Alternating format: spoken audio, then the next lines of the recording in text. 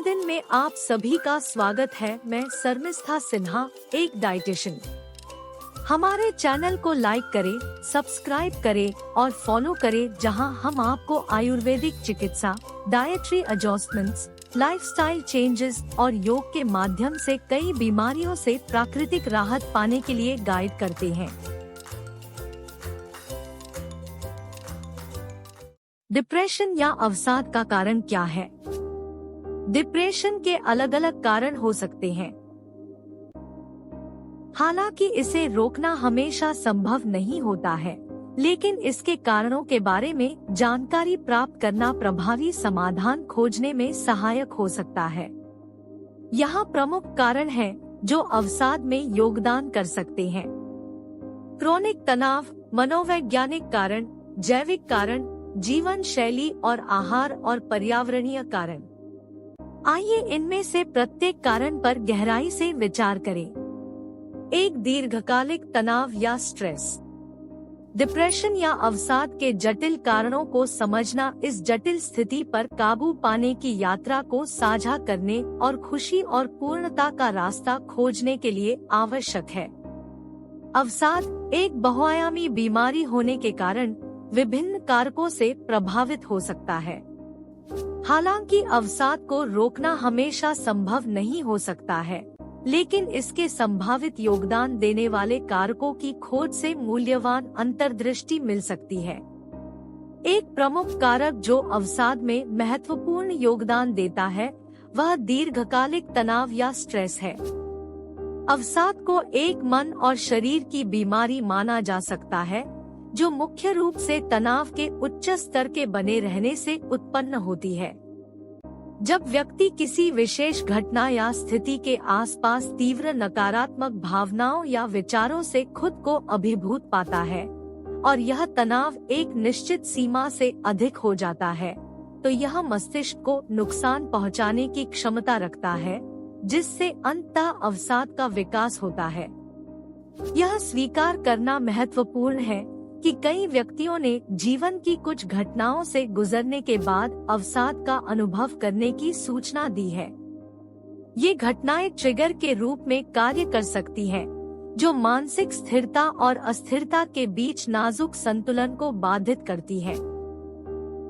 क्रोध या तनाव जैसी भावनाएं, साथ ही पिछली यादों को फिर से याद करना, किसी व्यक्ति को अस्थायी रूप से भावनात्मक अस्थिरता की ओर धकेलने की शक्ति रखता है। जबकि तनाव का सामान्य स्तर जीवन का एक स्वाभाविक हिस्सा है और सीधे तौर पर अवसाद का कारण नहीं बन सकता है, एक निश्चित अवधि के लिए एक निश्चित सीमा से अधिक लंबे समय तक तनाव में रहने से अवसाद विकसित होने का खतरा बढ़ सकता है। दीर्घकालिक और गंभीर तनाव मस्तिष्क पर हानिकारक प्रभाव डाल सकता है।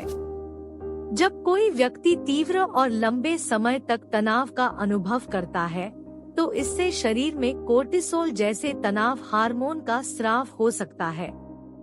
लंबे समय तक कोर्टिसोल का बढ़ा हुआ स्तर मस्तिष्क पर विभिन्न नकारात्मक प्रभाव डाल सकता है, जिनमें शामिल है हिप्पोकैम्पस श्रिंकेज।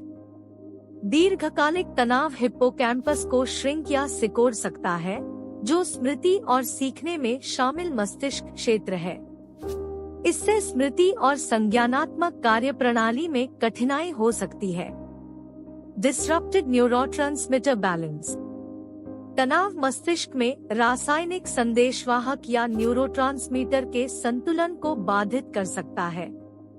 सेरोटोनिन और डोपामाइन जैसे न्यूरोट्रांसमीटर, जो मूड में महत्वपूर्ण भूमिका निभाते हैं, प्रभावित हो सकते हैं। इन न्यूरोट्रांसमीटरों में असंतुलन अवसाद सहित मूड विकारों के विकास में योगदान कर सकता है। Impaired neuronal communication. लंबे समय तक तनाव सिनेप्सिस के गठन, कार्य और न्यूरॉन्स के बीच के कनेक्शन को प्रभावित करके मस्तिष्क कोशिकाओं या न्यूरॉन्स के बीच संचार में बाधा डाल सकता है। यह व्यवधान विभिन्न संज्ञानात्मक कार्यों, भावनात्मक रेगुलेशन और समग्र मस्तिष्क स्वास्थ्य को प्रभावित कर सकता है। मस्तिष्क में सूजन या इन्फ्लेमेशन में वृद्धि। लगातार तनाव मस्तिष्क में सूजन पैदा कर सकता है। सूजन चोट या संक्रमण के प्रति शरीर की प्रतिक्रिया है, लेकिन जब यह पुरानी हो जाती है तो यह मस्तिष्क की कोशिकाओं को नुकसान पहुंचा सकती है और मस्तिष्क के सामान्य कार्य को बाधित कर सकती है। मस्तिष्क में सूजन को अवसाद और चिंता सहित मानसिक स्वास्थ्य विकारों के विकास से जोड़ा गया है।